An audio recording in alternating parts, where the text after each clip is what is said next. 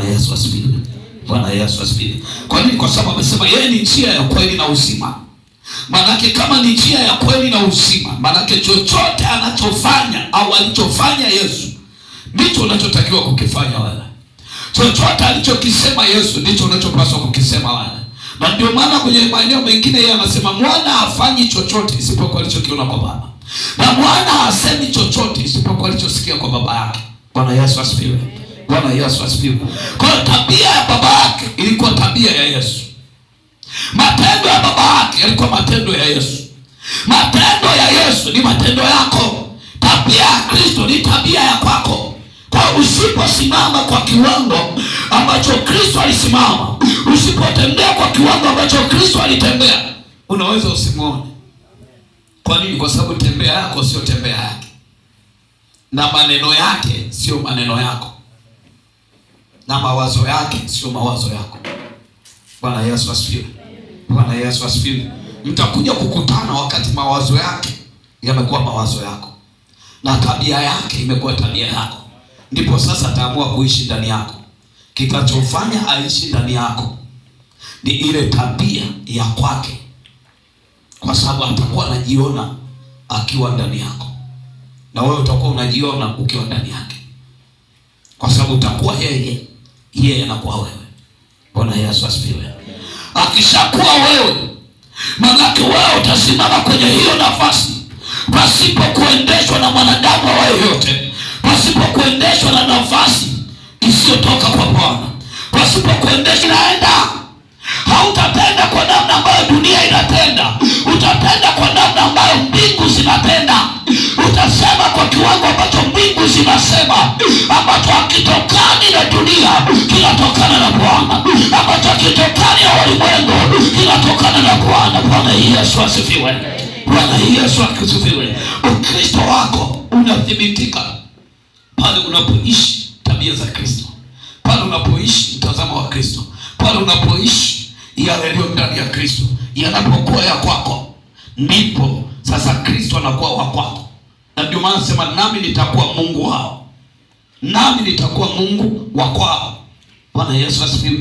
Kuna level ukifika, Mungu anakuwa wa kwako, sio wa wote, wa kwako. Hao wanaosema Mungu ni wa wote ni hao walioko huko nje. Hao wanaosema Mungu ni wa wote ni hao walioko huko nje. Lakini Mungu anaposema nami nitakuwa Mungu wako, anakuwa mali yako. Bwana Yesu asifiwe. Bwana Yesu asifiwe. Hakuna anayeweza kukuzuia kwenye hilo eneo Mungu asiwe wa kwako. Bwana Yesu asifiwe. Bwana Yesu asifiwe. Ndio maana Yesu anasema nakwenda kwa Baba yangu, naye ni Baba yenu. Bwana Yesu asifiwe. Baba yangu mimi. Bwana Yesu asifiwe. Haleluya. Ukisoma kwenye Yohana ile sura 8 anasema kama Mungu angekuwa baba yenu mngenijua. Wayahudi waliwaanza kujiona kama na wao Mungu ni baba yao. Lakini Yesu akawaambia kama Mungu ni baba yenu mngenijua, kwa sababu nalitoka kwake. Bwana Yesu asifiwe. Bwana Yesu asifiwe. Na ndio maana unapokuwa wewe hauwezi kujua Ukristo wako. Na ndio maana ni rahisi wanaweza kusema wanachojisikia, wanaweza kukutafsiri wanaweza kukutafsiri, lakini hawatajua neema ulionayo imetoka wapi, nafasi ulionayo imetoka wapi. Kwa kuwa wao wanatafuta kwa wanadamu, wao wanatafuta kwa walio juu, wao wanatafuta kwa wanaoonekana, wao wanatafuta kwa wasioonekana na yeyote. Bwana Yesu asifiwe. Bwana Yesu asifiwe. Hatua zako haziwezi kufanana na hatua zao. Mtazamo wako hauwezi kufanana na mtazamo wao. Na ndio maana unapotaka Mungu akutumie wewe kama wewe, lazima ukubali kuyaishi maisha yake. Lazima ukubali kuishi mtazamo wake. Lazima ukubali kuwa na tabia zake. Hauwezi kuwa na tabia zake. Mungu sio baba yako. Mungu sio baba yako. Japo maandiko yanasema wote waliompokea aliwapa uwezo wa kufanyika wana wa Mungu. Kuna waliompokea Yesu na kuna ambao wameipokea dini. Bwana Yesu asifiwe. Tofauti hizi ziko hapa. Walioipokea dini ni waovu wa kujificha. Waliompokea Yesu wanafanya kwa mwongozo wa kwake. walioipokea dini wao huwa wana maovu yale ya kujificha.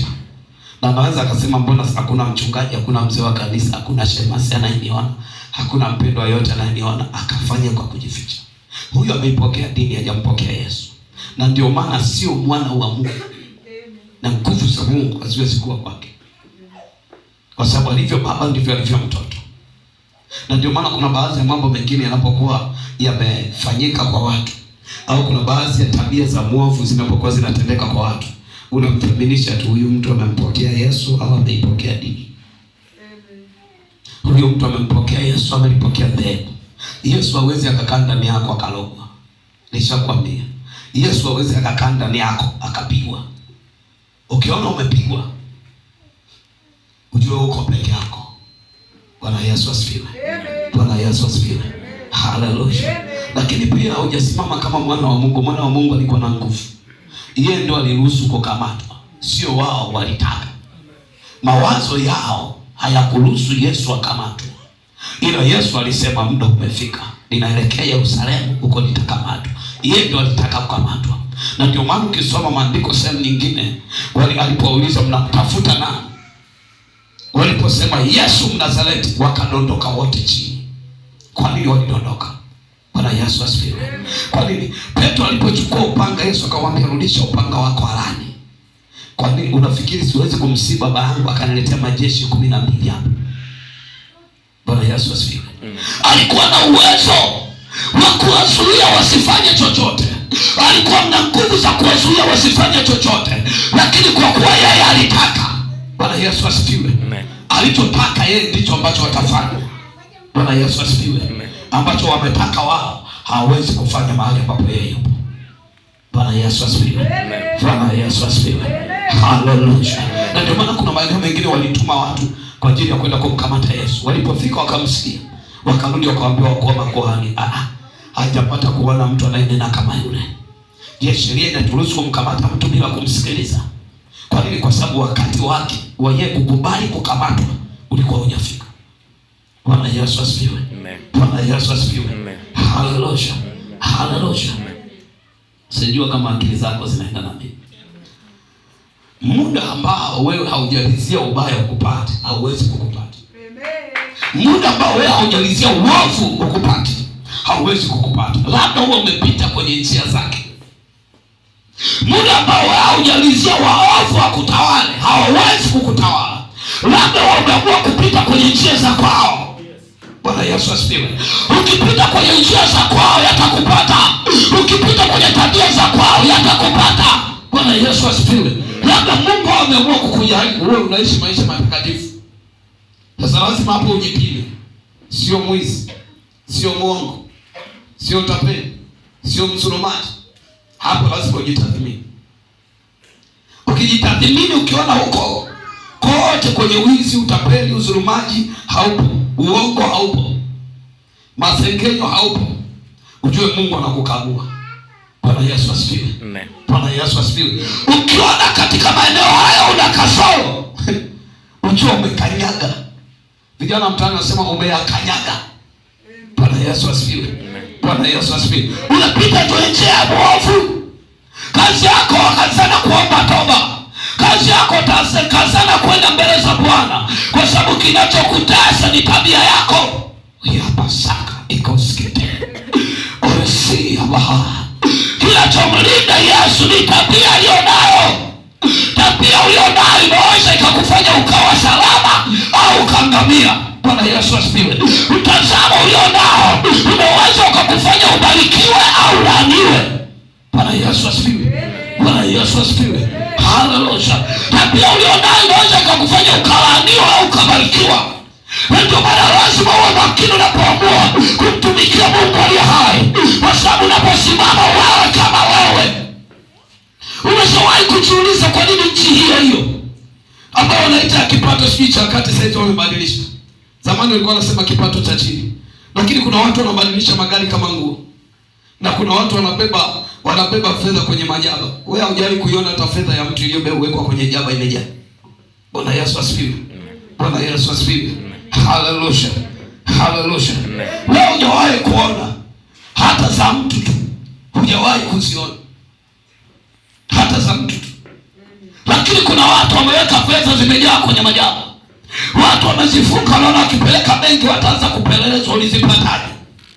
Bwana Yesu asifiwe. Bwana Yesu asifiwe. Haleluya. Wanaweza kujenga magorofa wakati wewe hata chumba kimoja hauna. Kwenye nchi hiyo, kwenye taifa hilo. Ndio maana kwenye maisha yako usije ukajiunganisha na wengine, ukaunganika ukawa wao. Lazima ifike wakati huo wewe, ili laana ile wapate isiye kukupata, mateso nao wapate isiye kukupata, aibu inakupa wapate isiye kukupata. Ndio maana tunapoishi kwenye hii dunia, kila mmoja wasimama kwenye nafasi ya kwake. Ndio maana unapofanikiwa mfanikiwa wote, wanapokula kuku wamli kuku wote, wanapotembelea usafiri nzuri hamtembelea usafiri wote. Kwa nini? Kwa sababu ni wao na maisha yao ni ya kwao, sio ya kwako. Bwana Yesu asifiwe. Nafasi zao ni zao, sio zako. Bwana Yesu asifiwe. Bwana Yesu asifiwe. Ndio maana tunakuta hapa wakuu wa makuhani wanajaribu kumuua Yesu. Kwa nini? Hakuwa wao.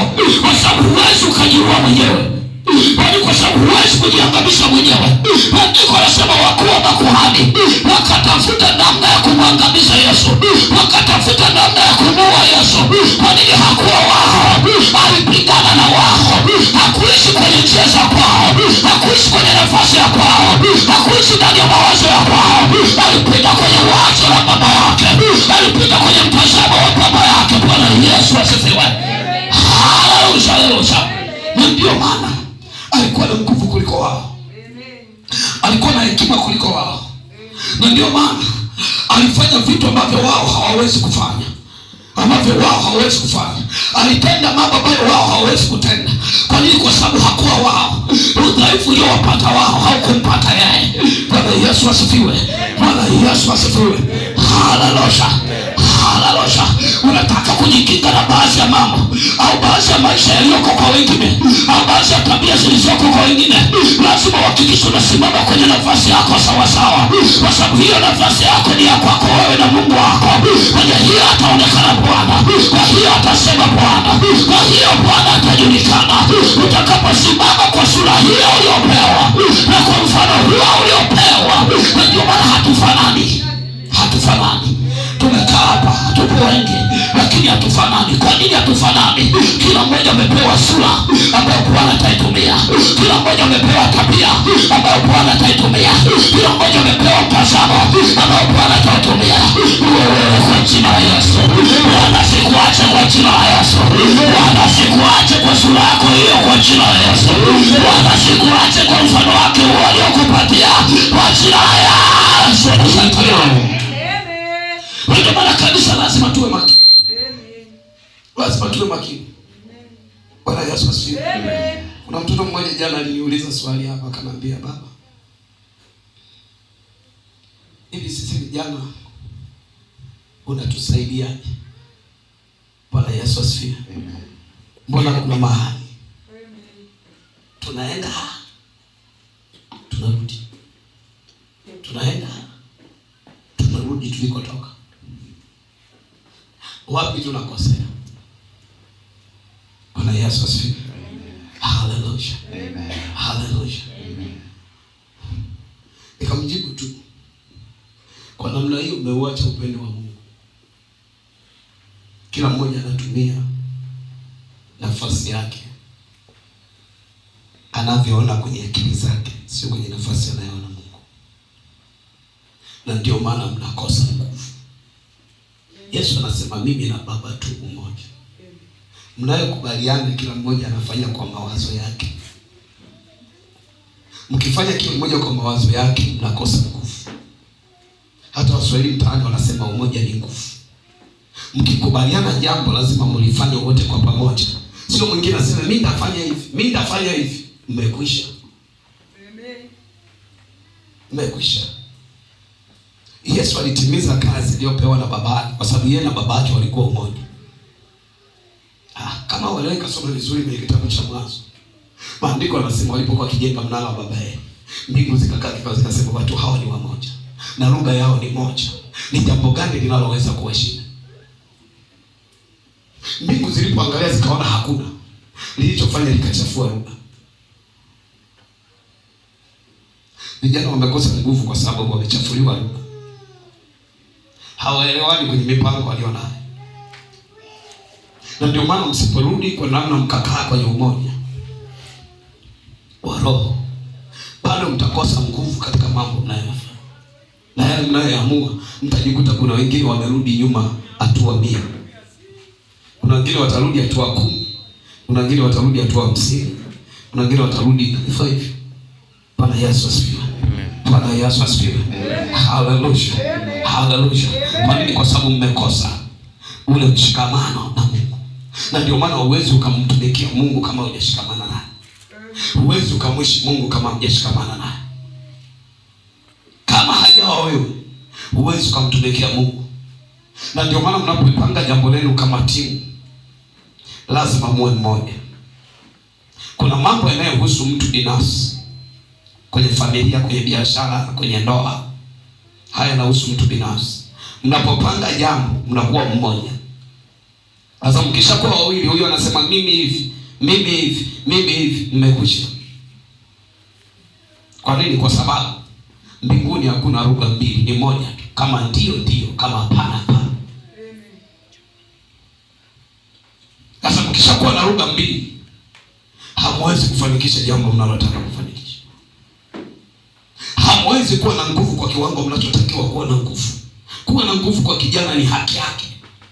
Na ndio maana Mungu anasema nimewaamini vijana kwa sababu mnazo nguvu na mmemshinda shetani. Ni haki yako kuwa na nguvu. Kwanza ukishakuwa kijana, wewe nguvu za Mungu sio za kuomba. Kazi yako kutembea kwenye njia ya Mungu. Nguvu za Mungu zinakuja kwa sababu ni haki yako. Kuwa na nguvu. Wewe sio kuomba Mungu nipatie nguvu. Imani unajua unaye Roho Mtakatifu. Biashara imeisha. Kuwa na nguvu ni haki yako. Hauhitaji kuomba. Bwana Yesu asifiwe. Bwana Yesu asifiwe. Haleluya. Unachotakiwa kutafuta ni kumwambia Mungu nifundishe. Amen. Nifundishe namna ya kuingia na kutoka katika umri ulionipatia na watu ambao Mungu atanikutanisha nao. Bwana Yesu asifiwe. Amen. Bwana Yesu asifiwe. Sio unafunga na kuomba eti unatafuta nguvu. Unatafuta haki yako. Haki yako dai. Na ndio maana maandiko yanasema njoo, eleza mambo yako. Unikumbushe upate kupewa haki yako. Kuna vitu ambavyo kwa Mungu ni haki yako. Na kuna vitu ambavyo sio haki yako unapaswa kuomba. Sasa lazima ujue kati ya haki yako na ambacho sio haki yako. Bwana Yesu asifiwe. Bwana Yesu asifiwe. Haleluya. Haleluya. Okay, hebu angalia pale kitabu hicho cha Mathayo sura 28.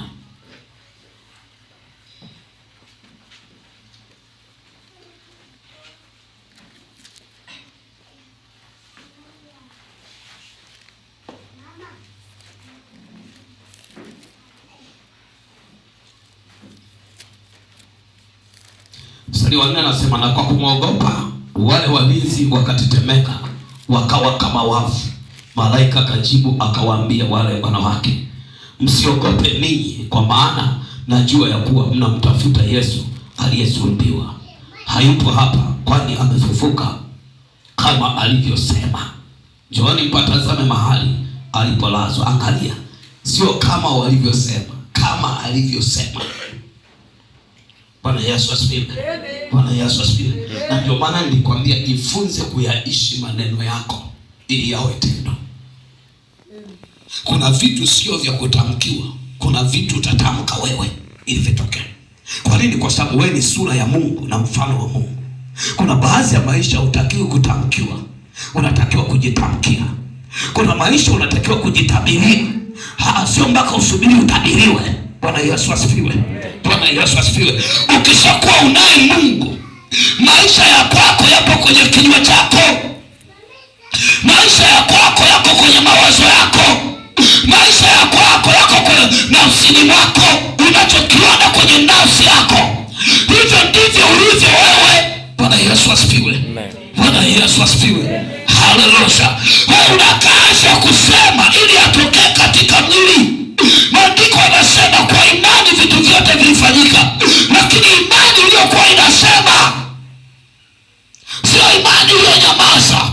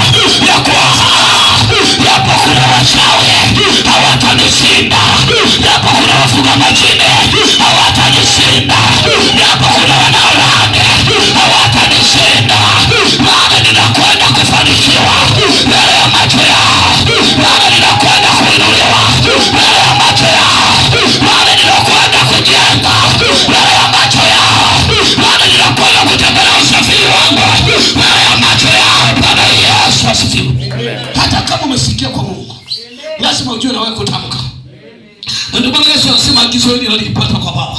Kwa hiyo akawa anasema alichokipata kwa baba yake. Kanisa, lazima ujue kusema alichokipata kwa Yesu. Lazima ujue kutamka. Ukifanya kuacha kwako, ukifanya ndicho ambacho kitatokea, ukifanya ndicho ambacho kitatendeka. Watu wengi wanasahau walichosikia kwa Bwana, ndio maana wanazuia ile nguvu kutenda kazi, wanazuia ile nguvu kuthibitika. Usio wakati wako wa kuzuia nguvu ya Bwana. Usio wakati wako, ni wakati wako wa kuruhusu utendaji wa Bwana uliopo kwenye unachokisikia. Uruhusu uwazo wa Bwana uliopo kwenye unachokisikia. Bwana Yesu asifiwe. Amen. Udhaifu wa mchawi upo kwenye alichokisikia kutoka kwa Shetani. Udhaifu wa mchawi au mfuga majini upo kwenye alichokisikia kutoka kwa Shetani. Nguvu ya Mkristo ipo kwenye alichokisikia kutoka kwa Bwana, kutoka kwa Bwana. Ninakuombea katika jina la Yesu, unachokisikia kikawe nguvu yako, unachokisikia kikawe uwezo wako, unachokisikia kiwe cha kwako kwa jina la Yesu, kiwe cha kwako kwa jina la Yesu, kiwe cha kwako kwa jina la Yesu. Usipokaa sawa sawa, utalisikia neno la Mungu kama historia. Yesu alisema alipomwani alijivunia kile alichosikia kutoka kwa babake. Wakristo wengi hawajivunie walichokisikia kutoka kwa Yesu. Na unaposhinda kujivunia kuwa ndio nguvu yako, kuwa ndio utendaji wa Bwana kwenye maisha ya kwako, unaruhusu udhaifu. Unaruhusu udhaifu kwa sababu nguvu yako haipo kwenye huo Ukristo wako kuitwa Mkristo. Haipo kwenye dhehebu lako. Ipo kwenye neno ulilosikia kutoka kwa Bwana. Iko kwenye sauti uliyosikia kutoka kwa Mungu. Ipo kwenye sauti unayopokea kutoka kwa Bwana. Neema hiyo iwe juu. Ni kama aliyekufa. Unapokuwa hujui kinachoendelea kwenye nafasi yako, ni kama aliyekufa, kwa sababu hautakitendea kazi unachopaswa kukitendea kazi. Na ndio maana hawalipokuwa hawajui kinachoendelea kwenye lile kaburi, tetemeko limetokea, hawajui kinachoendelea. Malaika amekuja amebingirisha jiwe. Maandiko yanasema wakawa kama wafu. Wao walilinda wanafunzi wa Yesu, hawakuweza kumlinda mjumbe wa Bwana, hawakuweza kumlinda anayetoka mbinguni. Yeye aliyetoka kwa Bwana alikuja na uwezo, yeye aliyetoka kwa Bwana alikuja na nguvu. Wewe kwa jina la Yesu, wewe kwa jina la Yesu, wewe kwa jina la Yesu, wewe kwa jina la Yesu. Haikumtengeneza kwa namna ya kaka zake. Kwa nini? Kwa sababu alikuwa yeye.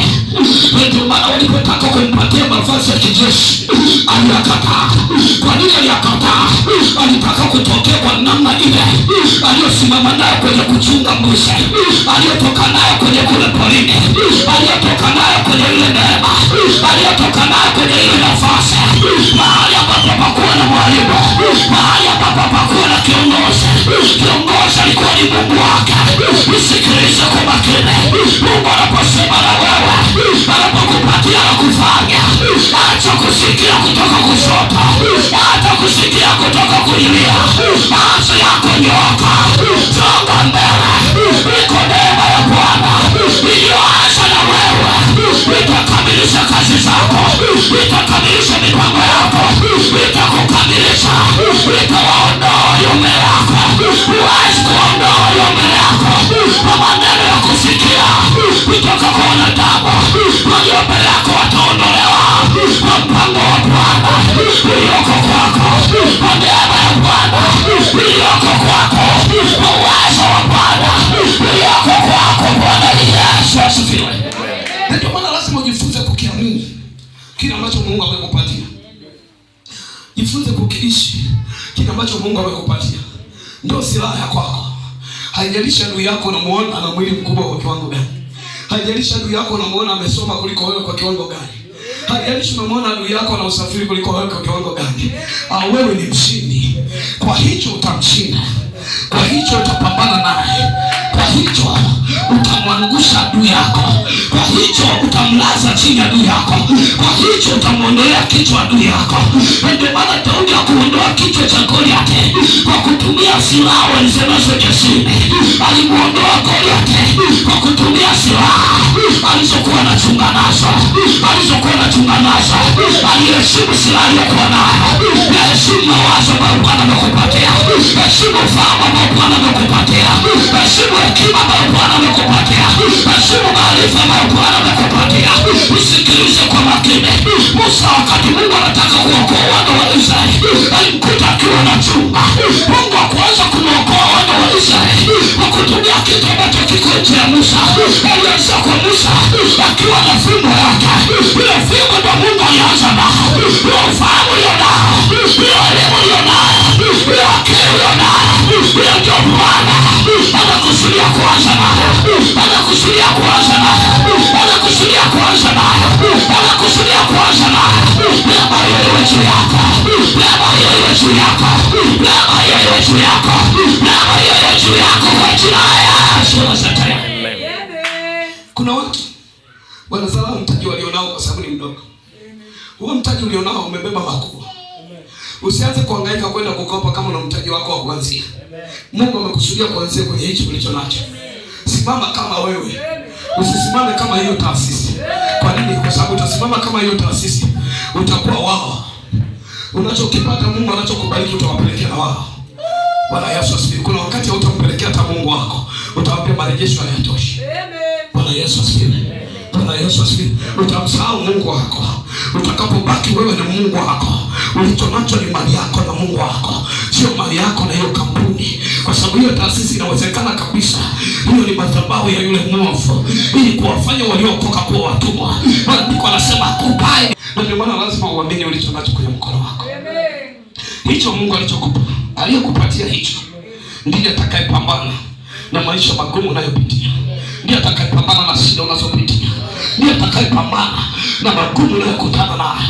Usijisumbue kuanza kuhangaikia ambacho hakijafika kwenye mikono yako. Hata kama kuna nafasi ya kupewa, wakati mwingine kataa. Bwana Yesu asifiwe. Kataa. Na ndio maana niwahi kukwambia hivi.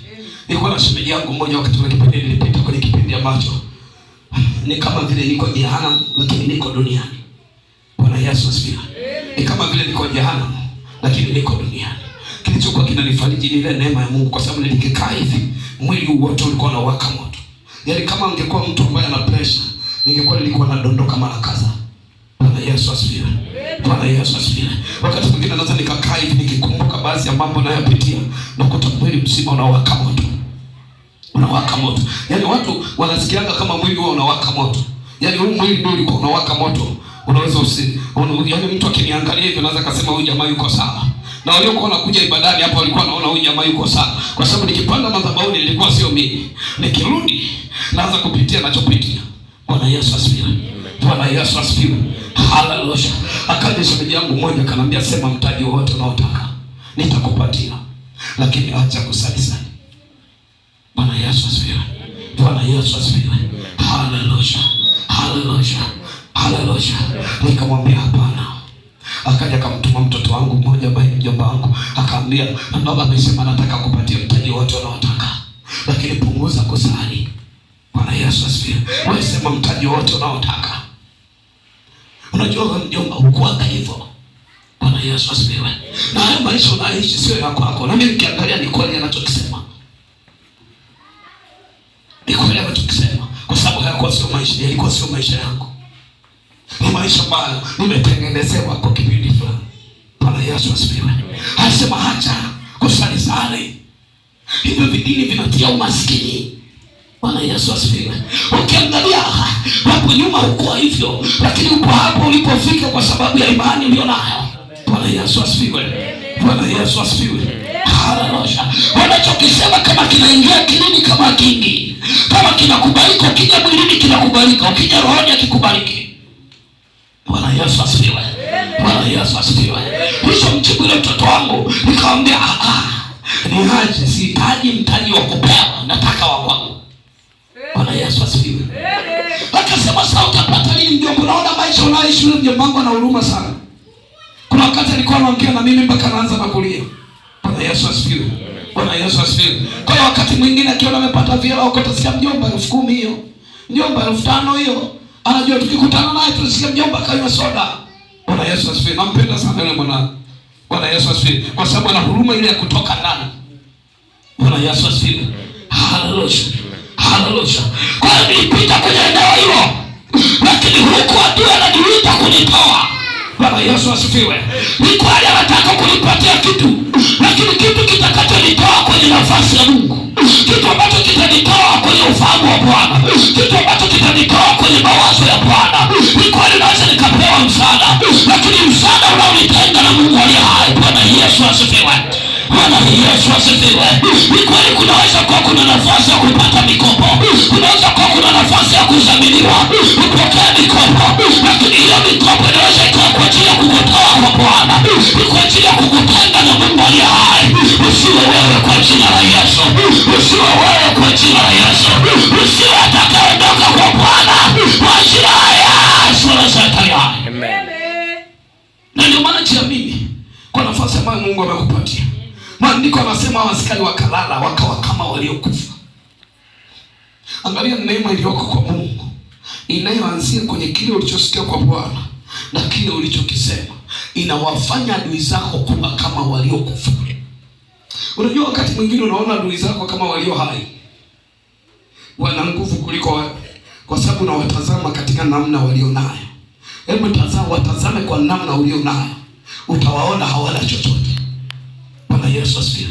Watazame kwa namna ambayo Mungu amekupatia, utawaona hawawezi chochote hata kama wanachao. Sikiliza. Leo hii tunawasoma Shadraka, Meshaki na Abednego. Kwa nini? Kwa sababu walisimama kama wao. Walipoambiwa kuna kuisujudia sanamu wakagoma. Bwana Yesu asifiwe. Kwa nini? Walitaka kusimama wao kwenye nafasi yao. Kuna watu wanasahau kusimama kwenye nafasi za kwao, wanakubali kuendeshwa, wanasimama kwenye nafasi za wengine, ndio maana wanateseka. Wanasimama kwenye nafasi za wengine, ndio maana wanateseka. Nisikilize, Yesu aliponya siku ya Sabato, ambao wakuu wa makuhani aliowakuta kwenye masinagogi, ambao walikuwa wanamfundisha, hata yeye walimhubiria, kwa sababu maandiko yanasema siku ya Pasaka walikuwa wanaenda yeye na mama yake na mzee Yusufu kwa ajili ya kwenda kuabudu. Maandiko yanasema wakati ule, haijasema wakati ule Yesu alikuwa anafundisha, ila amezungumzia tu kwa baada ya kuondoka Yesu alibaki hekaluni, akawa anaulizana maswali. Maana yake kuna wakati mwingine walimchapa injili wakati mdogo. Bwana Yesu asifiwe. Bwana Yesu asifiwe. Ile hali ya injili waliokuwa nayo haikumgeuza yeye kuwa wao, kwa sababu wao walikuwa wanafiki.